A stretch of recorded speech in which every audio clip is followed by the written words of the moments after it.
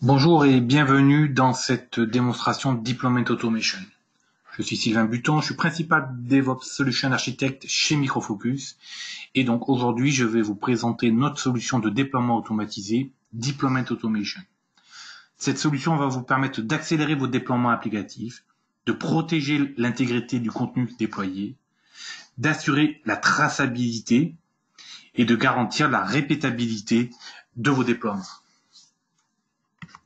Le scénario de la démo que je vous propose va être le suivant.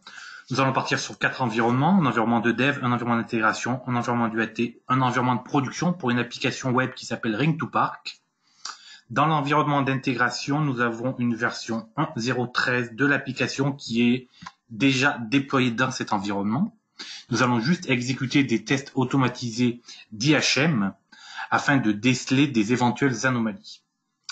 Ces tests automatisés vont sortir en erreur et créer automatiquement un ticket dans Jira. Ces tests automatisés sont également effectués par une solution Micro Focus qui s'appelle SIG Central Seal Test.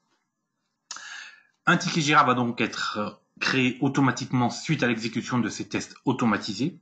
Ce ticket Jira va être affecté aux équipes de développement qui vont devoir travailler sur une nouvelle version de l'application, la version 1.0.14. Le développeur, pour corriger l'anomalie, va donc utiliser un atelier logiciel qui s'appelle IntelliJ.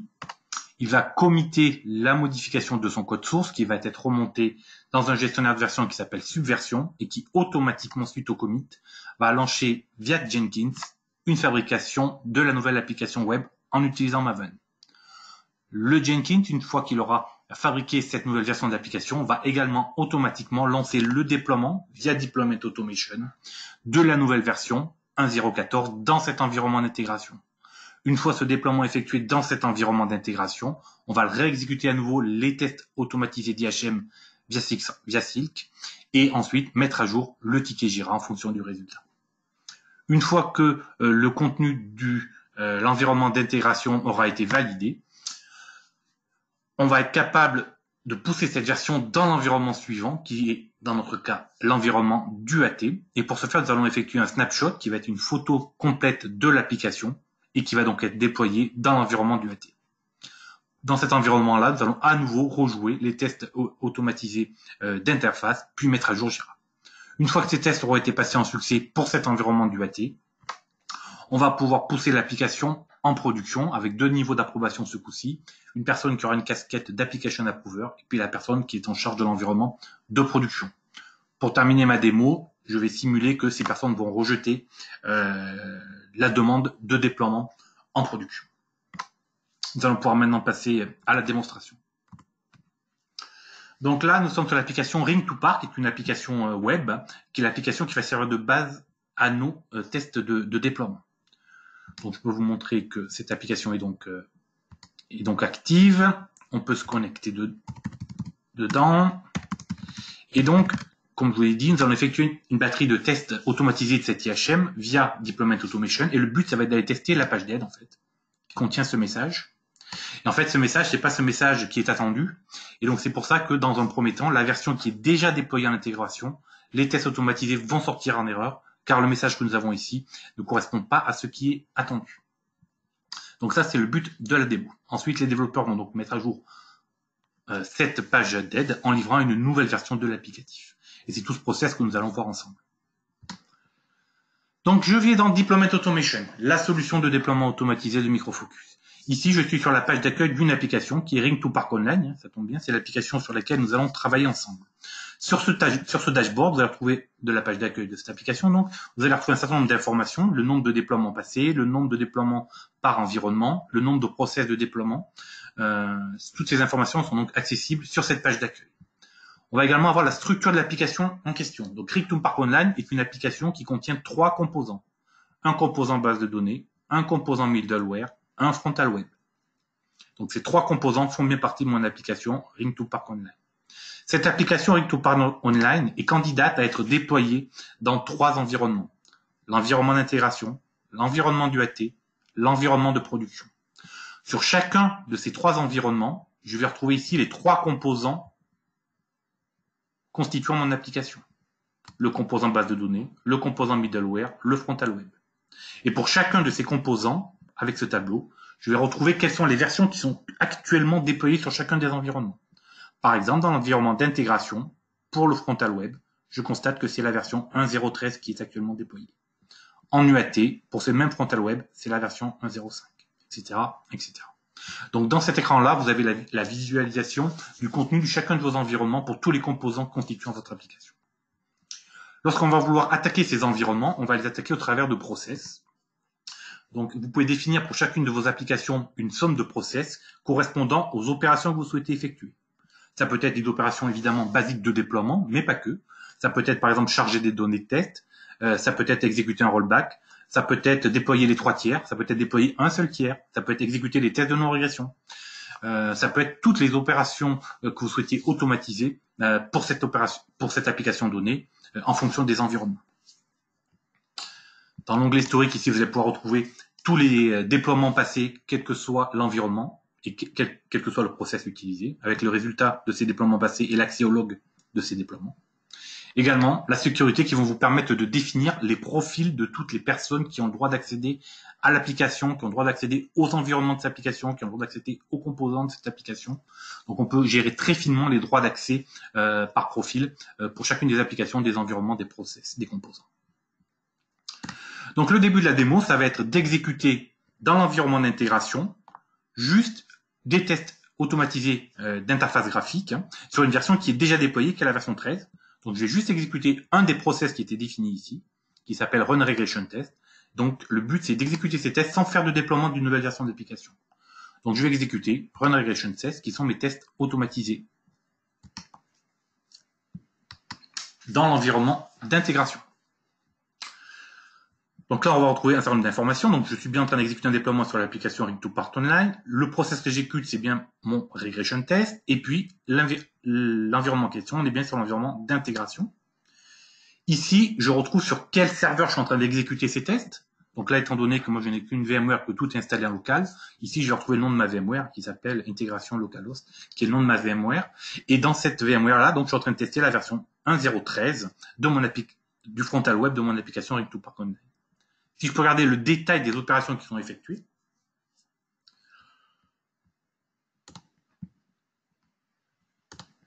donc là, il est en train d'exécuter les tests automatisés. C'est la page web qu'il a ouvert en parallèle ici. Donc là, vous voyez, il est en train d'exécuter automatiquement tous les tests automatisés. Et puis, il va arriver sur la page d'aide, qui est ici. On retrouve le message d'erreur qui n'est pas conforme à ce qui est attendu. Et donc là, les tests automatisés vont sortir en erreur.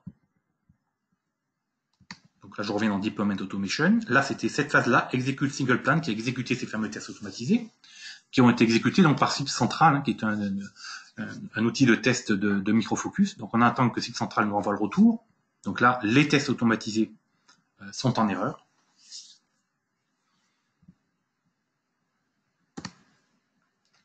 Si je regarde au niveau donc du process de déploiement, les tests automatiques sont en erreur. Et comme je l'ai dit tout à l'heure, à ce moment-là, automatiquement, on va aller créer un ticket dans Jira pour aller expliquer aux équipes de développement que la version qui est actuellement dans l'environnement d'intégration n'est pas conforme aux attentes.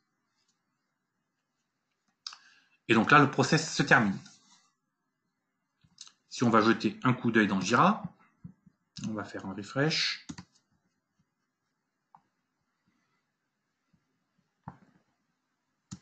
Donc ici, en fait, on voit qu'un ticket Jira a été créé en disant que dans l'environnement d'intégration, l'application Rig2Part Online est en échec sur l'exécution du process Run Regression Test. On peut accéder au log directement via ce lien-là, ou alors évidemment les logs sont accessibles en direct dans l'interface graphique de Deployment Automation.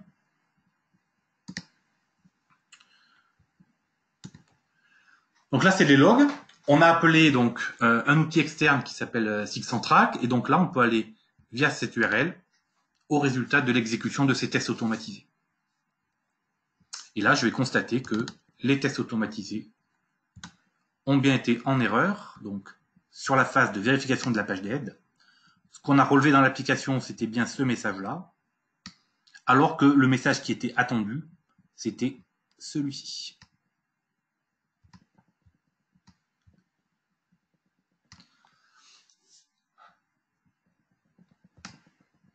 Vous avez vu passer en bas à droite un certain nombre de notifications. Évidemment, Deployment Automation est couplé aux notifications mail. Et donc là, on a reçu également un certain nombre de notifications mail qui présentent la même information au niveau de la création des tickets dans Jira. Donc là, mes développeurs savent qu'ils doivent fournir une nouvelle version de l'application afin de venir corriger cette anomalie. Le développeur, comme je vous l'ai indiqué, il a un outil de développement qui s'appelle IntelliJ dans le cadre de ma démonstration. Donc je vais me connecter ici avec IntelliJ. Je suis bien sur la page d'aide qui s'appelle help.jsp. Donc c'est la page dans laquelle je retrouve ce qu'on a vu afficher précédemment, le fameux message Ring to Parquet Very Cool, référence application. Et en fait, le message qui est attendu, c'est le message qui était juste après. Donc en tant que développeur, je vais modifier le code source de cette application. Donc là, j'enlève les commentaires sur la ligne qui était attendue. Mon développeur a terminé son travail. Il va faire un commit dans un gestionnaire de version. Dans le cadre de ma démo, c'est SVN. Ça pourrait être du Git, ça pourrait être du Dimension, CM, qui est l'outil de gestion de version et de configuration de Microfocus. Le développeur a fait sa modif, il a commité son travail. Automatiquement, dans Jenkins, il y a un build qui s'est déclenché, qui est en cours d'exécution. Qu'est-ce qu'il va faire sur build? Évidemment, il va générer un nouveau binaire pour ce frontal web. Donc là, via Maven, il est en train de fabriquer cette nouvelle version du binaire. Et ensuite, il va appeler automatiquement Deployment Automation pour aller déployer dans l'environnement d'intégration la nouvelle version 1.0.14 de cette application. Il met également à jour le ticket Jira en même temps. Donc là, on voit l'appel vers Deployment Automation. Si on revient dans Deployment Automation, donc on va voir que, en effet, un déploiement est bien en cours pour cette application. Et donc, on va aller pouvoir suivre ce qui se passe. On note déjà que ce n'est pas le même process de déploiement que tout à l'heure. Tout à l'heure, nous étions dans un process de déploiement qui faisait juste l'exécution des tests unitaires. Là, il y a deux parties. La première partie, on déploie la nouvelle version, la 1.0.14. Où est-ce qu'on la déploie? Dans mon serveur local. Et ensuite, on va aller exécuter à nouveau les tests unitaires. Donc là, on met à jour mon environnement d'intégration avec cette nouvelle version 1.0.14.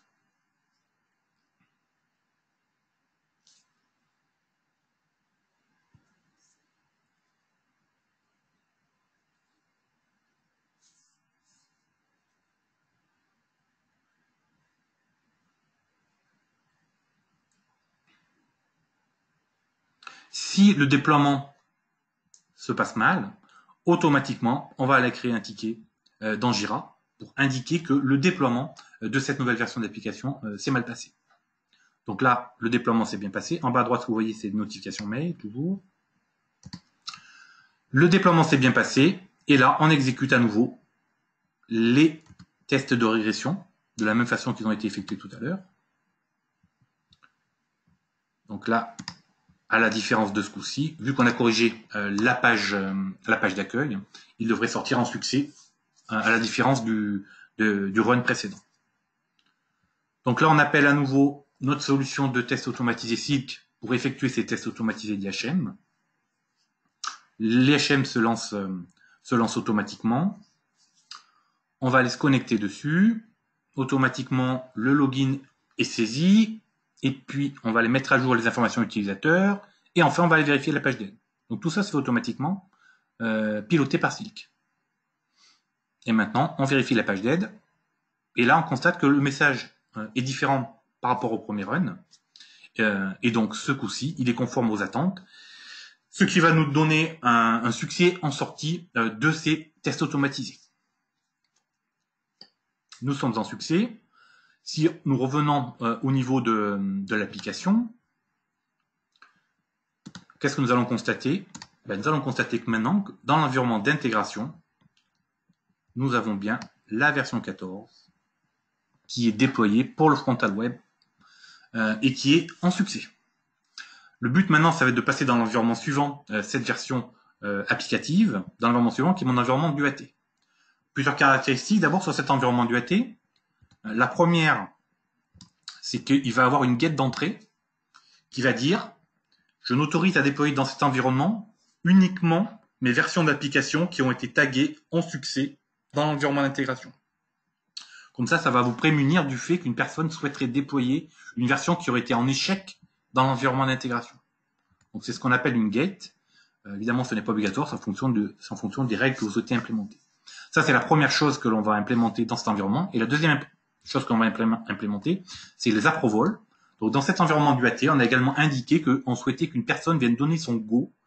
Donc cette personne aura un rôle prédéfini, évidemment, qui va lui garantir l'accès à l'approbation ou au rejet de cette demande de déploiement dans cet environnement d'UAT.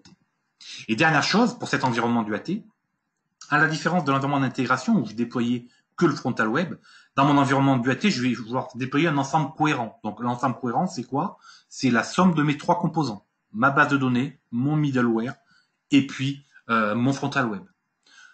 Je peux interdire de déployer un sous-ensemble de cette application dans un environnement donné et forcer à déployer l'ensemble de ces composants pour avoir un ensemble cohérent et pour être sûr que ce que je vais tester en UAT, c'est bien l'ensemble de mon application et pas qu'une sous-partie de cette application. Pour ce faire, on va créer ce qu'on appelle un snapshot. Donc, je vais créer le snapshot. Là, je le crée manuellement. On aurait très bien pu imaginer que cette création du snapshot se fasse de façon automatique lorsque le déploiement dans l'environnement d'intégration se termine en succès, par exemple.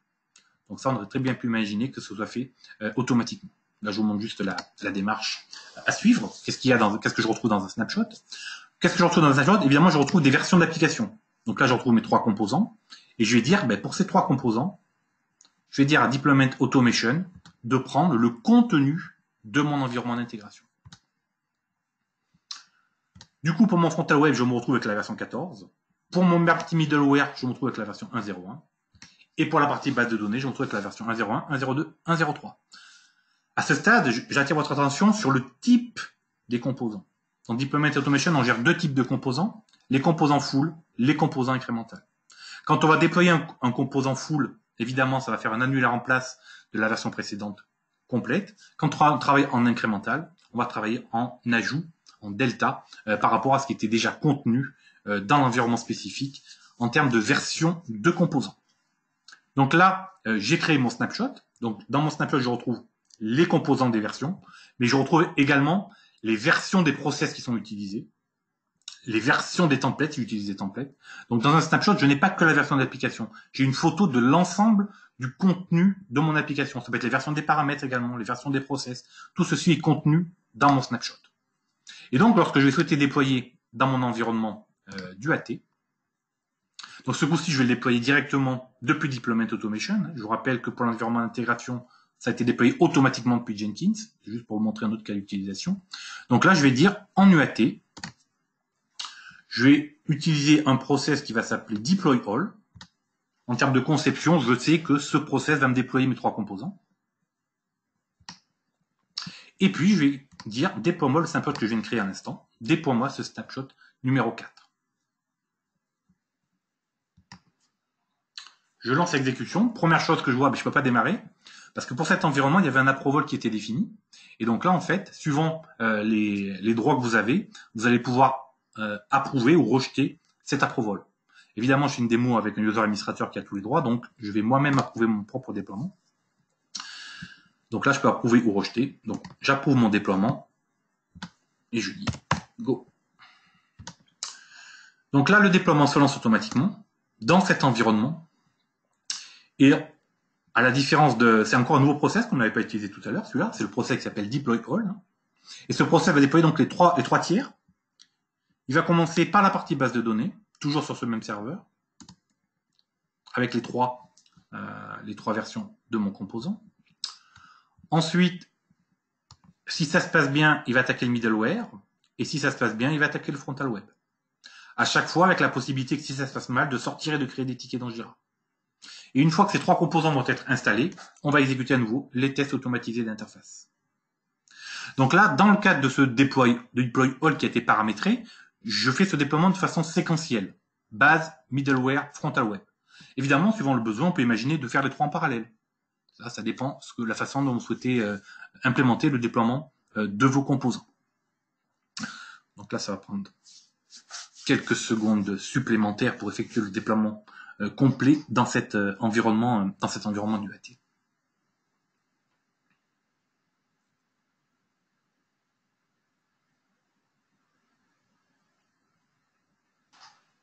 Toujours les notifications mail qui sont envoyées suivant les événements qui se produisent dans Deployment Automation. Pendant que le déploiement se continue, on peut aller jeter un œil sur ces notifications. Ça, c'est une notification Deployment Automation. Celle-là également. Donc là, par exemple, dans celle-là, on va retrouver l'ensemble des steps de déploiement qui sont exécutés. Le nom de l'application, évidemment. Vous avez les zips en pièce jointe. Et puis ici, pour chacune des étapes élémentaires de votre déploiement, le résultat, succès ou échec, et l'accès au log directement dans vos mails. Je reviens à mon interface graphique. La partie base de données a été déployée. La partie middleware a été déployée. J'attaque maintenant la partie web. Et une fois que la partie web sera déployée, on va pouvoir exécuter à nouveau ces tests automatisés dans cet environnement d'intégration.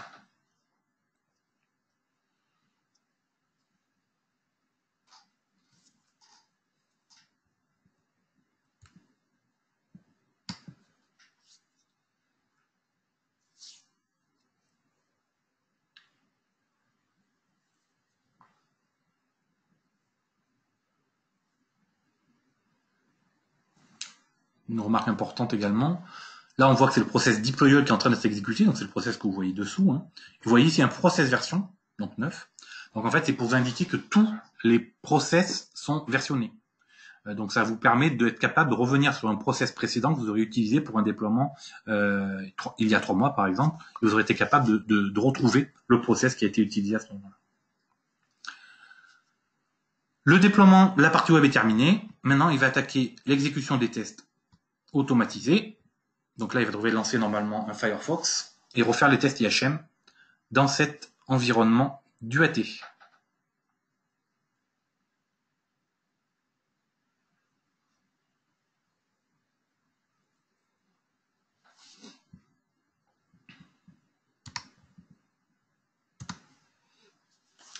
Également, le rollback est également implémenté sur cette partie web qui nous donne la possibilité de revenir en arrière si un déploiement s'effectue qui ne s'effectue pas comme attendu. Donc là, on fait les tests automatisés. La page d'aide, ce coup-ci, va être bonne également. Voilà. Donc là, les tests automatisés dans l'environnement du AT se terminent. On n'a pas besoin d'exécuter le rollback, de revenir à la version N-1, parce que ces tests sont terminés avec succès. Donc là, ce process va sortir dans quelques secondes en succès.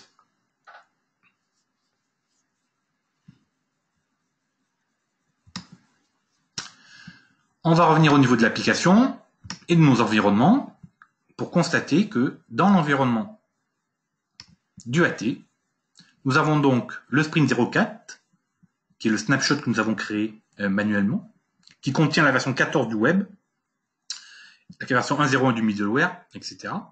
Et donc c'est bien l'environnement du AT est donc bien à jour, conformément à nos attentes. Maintenant, à partir de là, on va pouvoir aller mettre à jour l'environnement de production. On va opérer de la même façon. Pour l'environnement de production, déjà, on va pouvoir exécuter le process. Donc, on va exécuter le même process, le même snapshot. Et puis, je vous ai dit que pour l'environnement de production, il va y avoir 2 niveaux d'approval.